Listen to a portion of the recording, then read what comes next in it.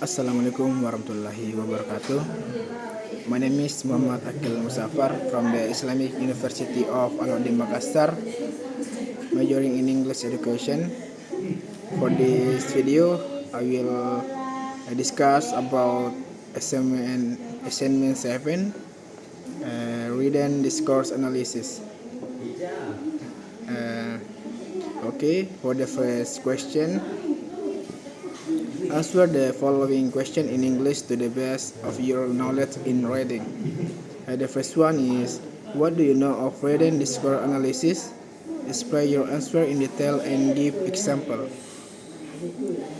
Written discourse analysis is a study that explains how language can be used in writing text to convey a message.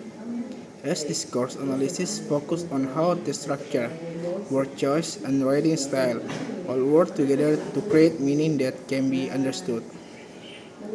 In example, editorial in a newspaper analysis of writing discourse will identify how writers use evidence to support their argument, what type of language they use, whether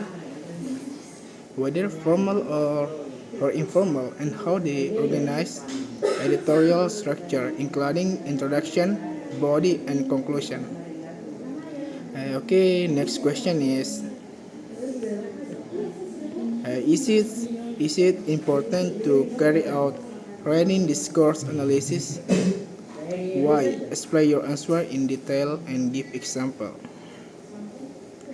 Analysis of writing discourse is, of course, very special in understanding language that can help us to understand the nuance and attention of the deeper meaning of a text. Can be used when analyzing how the author tries to persuade the text to the reader, to evaluate whether a text has achieved its purpose, and the last can compare rating of different genres, for example, whether is it news or fiction.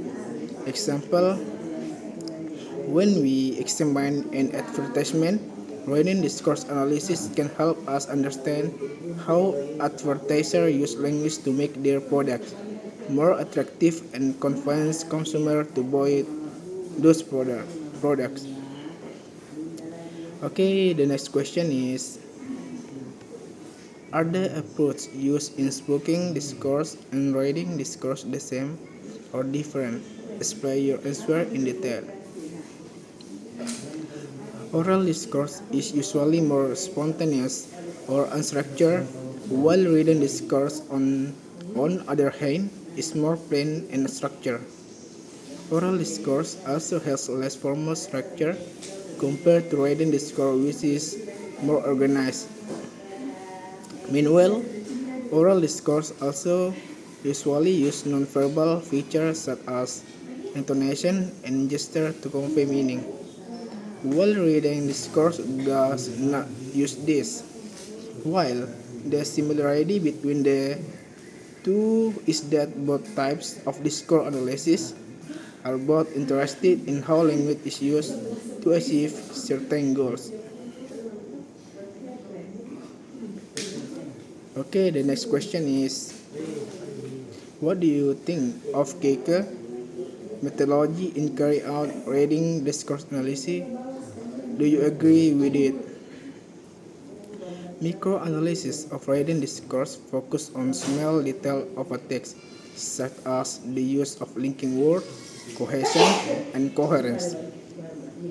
Microanalysis of writing discourse is relevant to meet the need for regulation among non-native English readers, because it can help them understand how to make their writing well structured and easy to understand. In example, microanalysis can look at how a writer uses conjunction to show connection between ideas, or how they use repetition to emphasize a point. By understanding this technique, non-native writer can improve the clarity and coherence of their writing. Okay, the next question is, what do you know of microanalysis of written discourse? Is it relevant to satisfy the need of regularities among non-native English writers? Explain your answer in detail. K semi-methodology in writing discourse analysis has several strands. The first one is contextual analysis. Contextual analysis is emphasizes the importance of context in understanding written discourse. And the second, data triangulation. Triangulation is namely using various data sources such as student essay, teacher feedback, and class interaction to analyze comprehensive data. And the third is learner perspective. Learner perspective is prioritizing student experience and view in the writing process. And the fourth is mixed approach. Mixed approach is combining qualitative and quantitative methods for a more robust and trust-free analysis. And the last is element of ethnography.